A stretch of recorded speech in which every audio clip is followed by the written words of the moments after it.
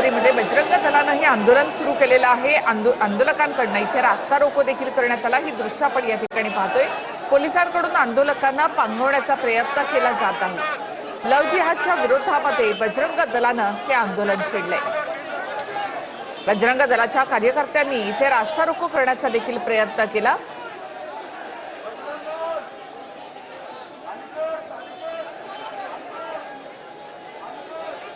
पोलिसांनी या कार्यकर्त्यांना या ठिकाणाहून हटवण्याचा प्रयत्न केलाय। थेट आपण माहिती घेऊयात आमचे प्रतिनिधी गिरीश गायकवाड यांच्याकडून। गिरीश, काय एकूण प्रकार आहे? बजरंग दलानं हे आंदोलन का छेडलंय?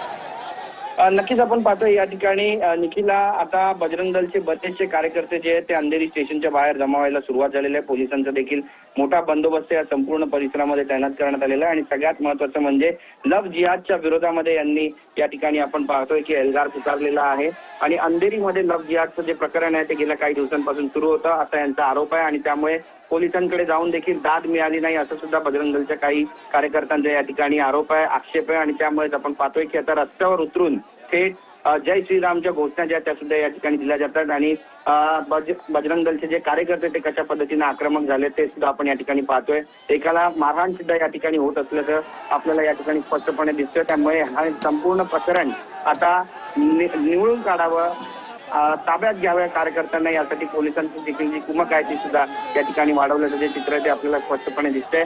एकंदरीतच बजरंग दलची जी आंदोलन आहे यापूर्वी सुद्धा अशाच पद्धतीनं झाल्याचं चित्र बऱ्याचदा पाहण्यात आलं होतं आणि काही बजरंग दलचे जे कार्यकर्ते आहेत ते या ठिकाणी वरती चढलेले आहेत। आमदार मुरजी काका पटेल यांचा जो बोर्ड आहे तो सुद्धा आपण पाहतोय की कशा पद्धतीनं या सगळ्या कार्यकर्त्यांनी या ठिकाणाहून काढायला घेतलेला आहे आणि जी तोडफोड आहे ती सुद्धा होताना या ठिकाणी आपल्याला दिसते। तर बजरंग दलचे जे कार्यकर्ते ते अत्यंत आक्रमक झालेले आहेत आणि समोरच जे गार्डन आहे त्या ठिकाणी ती सगळी तोडफोड जी आहे ती या ठिकाणी आपल्याला पाहतोय आपण की बजरंग दलचे जे कार्यकर्ते ते करताना आपल्याला दिसत आहेत। लव्ह जिहादचं जे प्रकरण आहे ते सुद्धा वाढतंय आणि लव्ह जिहादच्या विरोधामध्ये आता या सगळ्या बजरंग दलचे जे कार्यकर्ते त्यांचा रास्ता रोको अंधेरी स्टेशनच्या बाहेर होतोय। पोलिसांची जादा कुमक या ठिकाणी मागवण्यात आलेली आहे आणि पोलिसांकडून या सगळ्या कार्यकर्त्यांना थांबवण्याचा, रोखण्याचा जो प्रयत्न आहे तो सुद्धा या ठिकाणी होत असल्याचं आपल्याला चित्र दिसतंय। एकंदरीतच कधीपर्यंत या सगळ्यांना रोखलं जाईल हे सुद्धा पाहणं तितकंच महत्त्वाचं ठरणार आहे, पण परिस्थिती चिघळू नये याची देखील दखल पावलोपावली पोलिसांकडून घेतली जाते। निखिला, गिरीश, या आंदोलनासाठी काही परवानगी घेण्यात आली होती का? अचानकपणे इतके लोक सगळे असे रस्त्यावर कसे आले? रास्ता रोको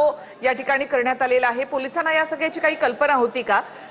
कार्यकर्ते नुसतं आंदोलन नाही तर इथे उच्छाद मांडतानाही दिसत आहेत। नक्कीच हे सगळे जे आंदोलक आहेत त्यांना रोखण्याचं एक फार मोठं आव्हान जे ते आता पोलिसांपुढे आहे।